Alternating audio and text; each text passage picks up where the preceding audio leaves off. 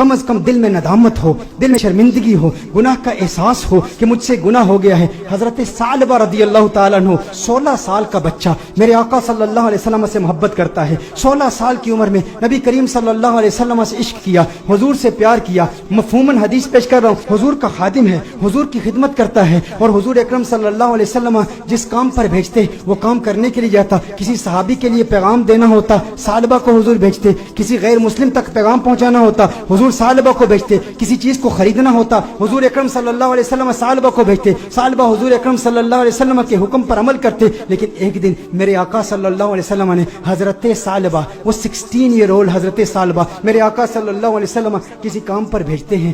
آدھے دن کا کام تھا لیکن بہت وقت ہو گیا، ثعلبہ واپس نہیں آئے۔ ثعلبہ کہاں گئے؟ جب واپس آ رہے تھے تو دیکھا کہ ایک حمام ہے، اس حمام میں ایک عورت نہا رہی ہے، ایک پردہ لٹکا ہوا ہے، ہوا کا تیز جھونکا آتا ہے، پردہ اٹھتا ہے، ان کی نظر اس عورت پر پڑ جاتی ہے۔ ان کے دل میں کچھ رغبت ہوئی، کچھ میلان ہوا، دل میں خیال آیا، ہے ثعلبہ دوسری نظر تو حرام ہے، لیکن آج تو نے کیا؟ آج تو نے اس عورت کو دیکھ لیا، یہ عورت نہا رہی تھی، تو نے اس حالت میں دیکھ لیا۔ تیرا دعویٰ یہ ہے کہ تو حضور اکرم صلی اللہ علیہ وسلم کا غلام ہے۔ اتنی کم عمری میں اللہ جل وعلا نے تجھے اتنا بڑا مقام دیا، اتنی بلندی دی، دنیا تجھے خادم مصطفیٰ کہتی ہے، دنیا تجھے حضور اکرم صلی اللہ علیہ وسلم کا صحابی کہتی ہے، حضور کا خدمت گزار ہو کے اس عورت کو تو نے دیکھا۔ ثعلبہ پر رقت طاری ہو گئی، اس قدر روئے، چہرہ آنسوں سے بھیگ گیا۔ ثعلبہ روتے ہوئے اپنے آپ سے یہ کہتے ہیں، ہو نہ ہو میرے آقا صلی اللہ علیہ وسلم پر یہ وحی نازل ہو چکی ہوگی، اللہ نے کلام کیا ہوگا کہ ثعلبہ منافق ہو گیا ہے، حضور اکرم صلی اللہ علیہ وسلم کی خدمت میں رہنے والا، اور اس طرح اس عورت کو دیکھ لیا، اللہ جل وعلا کی وحی آ چکی ہوگی، کس منہ سے حضور کی بارگاہ میں جاؤں گا؟ ہے ثعلبہ اب تو اس بات کا حقدار نہیں کہ تو حضور کی بارگاہ میں جائے۔ اس 16 سال کے بچے کے ذہنی خیالات اور اس کے ذہنی ارتقاء کو ذرا چشم تصور سے دیکھیں، تخیل باندھیں کہ اس کو اللہ جل وعلا نے کتنی فراست دی، کس قدر ندامت، شرمندگی، شرمساری کی کیفیت اس کے دل میں پیدا ہوئی۔ یہ شرمساری کی کیفیت کہ ہمارے دل میں بھی ہے، ہم انسان ہیں، گناہ انسان سے ہو جاتا ہے، لیکن گناہ کے بعد ہمارا ری ایکشن کیا ہوتا ہے؟ ہم کیا ڈھیٹ ہو جاتے ہیں؟ ایک گناہ ہو تو اس کے بعد 10 گناہ کرتے ہیں۔ گھر میں تنہائی میں پورنوگرافی دیکھنے والے بھی اس بات پر غور کریں، عورتوں سے باتیں کرنے والے بھی اس بات پر غور کریں کہ جس کے دل میں ڈر ہو، جس کے دل میں خوف ہو، جسے حضور کا قرب ملا ہو، اس کے دل کی کیفیات کیسے بدلتی ہیں۔ ثعلبہ رضی اللہ تعالیٰ عنہ رو رہے ہیں، ان پر رقت طاری ہے، حضور کی بارگاہ میں حاضر نہیں ہوتے۔ ثعلبہ کہاں جاتے ہیں؟ پہاڑ پر جا کے عبادت کرتے ہیں، اللہ کو یاد کرتے ہیں، روتے ہیں۔ اب نبی کریم صلی اللہ علیہ وسلم نے نماز پڑھائی، سلام پھیرنے کے بعد اپنے صحابہ سے حضور نے خطاب کیا، ہے صحابہ ثعلبہ کہاں ہے؟ ایک کام پر بھیجا تھا۔ صحابہ عرض کرتے ہیں، یا رسول اللہ صلی اللہ علیہ وسلم ثعلبہ تو آدھے دن کا کام تھا، ابھی تک واپس آئے نہیں، ابھی واپس پہنچے نہیں۔ نبی کریم صلی اللہ علیہ وسلم نے ارشاد فرمایا، تم جاؤ ثعلبہ کو تلاش کرو۔ ایک ہفتہ گزر گیا، ثعلبہ نہیں مل رہے، لوگ ثعلبہ رضی اللہ تعالیٰ عنہ کو تلاش کر رہے ہیں۔ دوسرا ہفتہ گزر گیا، تیسرا ہفتہ گزر گیا، میرے آقا صلی اللہ علیہ وسلم نے حضرت فاروق اعظم رضی اللہ تعالیٰ عنہ اور حضرت سلمان فارسی رضی اللہ تعالیٰ عنہ جیسے جلیل القدر صحابہ کا انتخاب کیا، کہا تم جاؤ اسے تلاش کرو۔ میرے آقا صلی اللہ علیہ وسلم نے ان صحابہ کرام علیہم رضوان کو بھیجا۔ اب یہ صحابہ تلاش کر رہے ہیں، 40 دن ہو گئے، گلیوں میں تلاش کر رہے ہیں، بازاروں میں تلاش کر رہے ہیں، دیہاتوں میں تلاش کر رہے ہیں۔ آخر وہ وقت آیا کہ جب وہ شہر کے مضافات تک پہنچ گئے، وہاں پر بلند پہاڑ تھے، چرواہوں کو دیکھا، ان سے پوچھا، کہا اتنا قد ہے، اتنی عمر ہے، رنگت ایسی ہے، نقوش ایسے ہیں، کیا اس بچے کو تم نے دیکھا ہے؟ یہ بچہ 40 دن سے غائب ہے، ہمیں نہیں مل رہا۔ انہوں نے کہا، کیا تم اس رونے والے بچے کا ذکر کرتے ہو،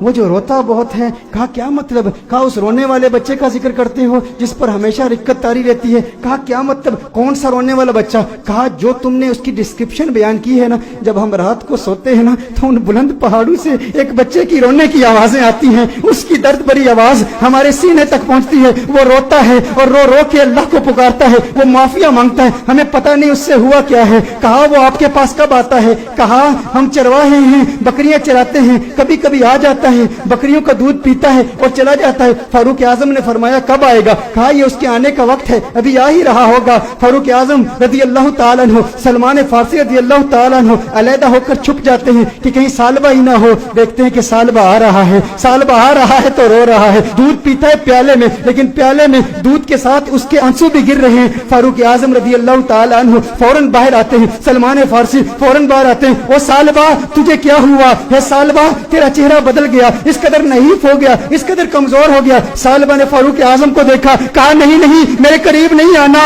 सालबा मुनाफिक हो गया है, वही आ गई है, अल्लाह ने फरमा दिया है। कहा काहे की बातें करता है, कैसी बातें करता है? कहा नहीं नहीं मैं इस लायक नहीं कि तुम मेरे करीब हो जाओ, मैं जानता हूँ हुजूर तक पैगाम आ गया है, मैं डरता हूँ। कहा सालबा हमारे साथ हो। फारूक आजम ने फरमाया हमें हुजूर का हुक्म है। सालबा ने भागने की कोशिश की, कहा किस मुंह से आका की बारगाह में जाऊं, उस चेहरे बद्दुहा को भी देखता हूँ और इन हसीनाओं को भी देखता हूँ। कहा सालबा आका का हुक्म है। फारूक आजम ने फौरन सालबा को पकड़ा, हुजूर की बारगाह में पेश करते हैं। सालबा कमरे में जाते हैं, इस कदर बीमार हैं, इस कदर कमजोर हो गए हैं, एक सेहतमंद बच्चा इस कदर कमजोर हो गया रो रो के। सालबा रज़ी अल्लाह ताला अन्हु 40 दिन मुसलसल पहाड़ों में रोते रहे, अब कमजोरी की वजह से बैठ भी नहीं सकते, बिस्तर पर लेट जाते हैं और फिर उसके बाद मेरे आका सल्लल्लाहु अलैहि वसल्लम कमरे में तशरीफ लाते हैं। नबी करीम सल्लल्लाहु अलैहि वसल्लम जब कमरे में तशरीफ लाते हैं, वो करीम आका हैं, उनकी शान करीमी के क्या कहने, उनकी अजमतों के क्या कहने। शहीद सालबा को देखते हैं तो मेरे आका सल्लल्लाहु अलैहि वसल्लम बिस्तर के करीब तशरीफ लाते हैं, उसके सर को उठाते हैं, अपनी गोद में रखते हैं। अरे क्या किस्मत है उस साहबी की। मैं कहता हूँ दोस्तों गुनाह हो जाए लेकिन गुनाह के बाद भी शर्मिंदगी भी ऐसी हो, गुनाह हो जाए फिर गुनाह के बाद नदामत भी ऐसी हो, गुनाह हो जाए लेकिन गुनाह के बाद अपने नफ्स को सजा का सिलसिला भी ऐसा हो, और फिर जब अल्लाह तौबा कबूल करता है ना तो फिर किस्मत उरूज पे होती है, फिर उसके मुकद्दर यूं झांकते हैं, अल्लाह ऐसा करम फरमाता है कि उसे फिर आका की गोद नसीब होती है। मेरे आका इरशाद फरमाते हैं सालबा आंखें खोलो। सालबा आंखें खोलते हैं, कहते हैं या रसूल अल्लाह, आका मैं गुनहगार, मैं सियाकार, आका मुझे आपकी गोद मिली, मैं इस काबिल कहां, आका मुझे पता है वही आ गई है, मुझे पता है आयत आ गई है, आपको बता दिया गया है कि सालबा मुनाफिक हो गया। या रसूल अल्लाह सल्लल्लाहु अलैहि वसल्लम मैं इस काबिल नहीं कि आपकी गोद में लेटूं। सालबा कहते हैं या रसूल अल्लाह सल्लल्लाहु अलैहि वसल्लम मैंने एक औरत को यूं देख लिया, मेरे आका ने इरशाद फरमाया तो फिर तू तौबा कर ले। सालबा कहते हैं मुझे डर है इस बात का कि जहन्नुम के निचले दर्जे में मुझे फेंका जाएगा, मुझे जलाया जाएगा। हुजूर ने इरशाद फरमाया मोमिन डरता भी तो है लेकिन मोमिन की एक और कैफियत भी है, वो उम्मीद की कैफियत है। कहा अल्लाह से उम्मीद क्या रखता है? कहा उम्मीद तो ये है कि मेरे अल्लाह मुझे माफ कर देगा। हुजूर ने इरशाद फरमाया फिर अल्लाह से जो तू जन रखता है अल्लाह को अपने जन के मुताबिक पाएगा, ये उम्मीद रख कि मेरा अल्लाह तुझे माफ कर देगा। हुजूर अकरम सल्लल्लाहु अलैहि वसल्लम ने दस्ते दुआ बुलंद किए, सालबा को दुआएं दी। जब सालबा खुश हो गए कि मुझे आका की दुआएं मिली और मेरे मुनाफिक होने के हवाले से कोई आयत नाजिल नहीं हुई, तो उस वक्त सालबा हुजूर से अर्ज करते हैं या रसूल अल्लाह सल्लल्लाहु अलैहि वसल्लम यूं महसूस कर रहा हूं जैसे मेरे जिस्म में हजारों कीड़े रेंग रहे हैं, इस कदर दर्द महसूस कर रहा हूं। मेरे आका रोने लगे, या रसूल अल्लाह सल्लल्लाहु अलैहि वसल्लम आका क्यों गिरिया फरमा रहे हैं, आका क्यों रो रहे हैं? मेरे आका ने इरशाद फरमाया ए सालबा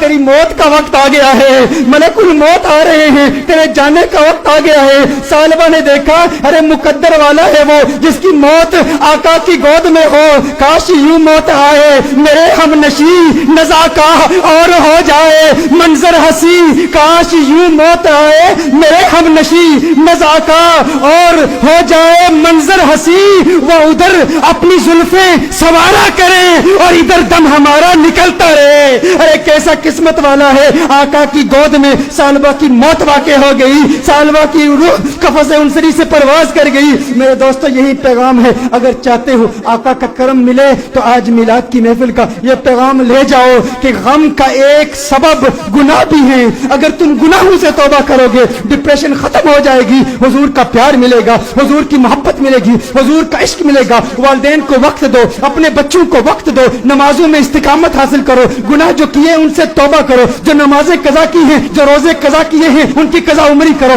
हुस्न अखलाक से पेश आओ, जो रिश्तेदार नाराज हैं सिला रहमी के जज्बे के साथ उनसे मुलाकात करो, वो पूछे क्या हो गया है, मेरे घर में आज क्यों आया है, कभी नहीं आया। कहा तुझे नहीं पता कल कंजुल हुदा में महफिल मिलाद हुई थी, आका का मिलाद हुआ है इसलिए आया हूँ। अरे जिससे मिल रहा है वैसे तो तेरे चेहरे पर 12 12 बजे होते हैं, आज मुस्कुरा क्यों रहा है, क्यों मुस्कुरा रहा हूँ? कल हुजूर की मिलाद की महफिल थी, मिलाद हुई है, मिलाद ने मुस्कुराना सिखा दिया, मिलाद ने जिंदगी गुजारना सिखा दिया, मिलाद ने गुनाह से तौबा करना सिखा दिया, मिलाद ने डिप्रेशन से बचना सिखा दिया। मेरे दोस्तों आओ आज दिल में ये पुख्ता इरादा करो, हम गुनाहों से बचेंगे।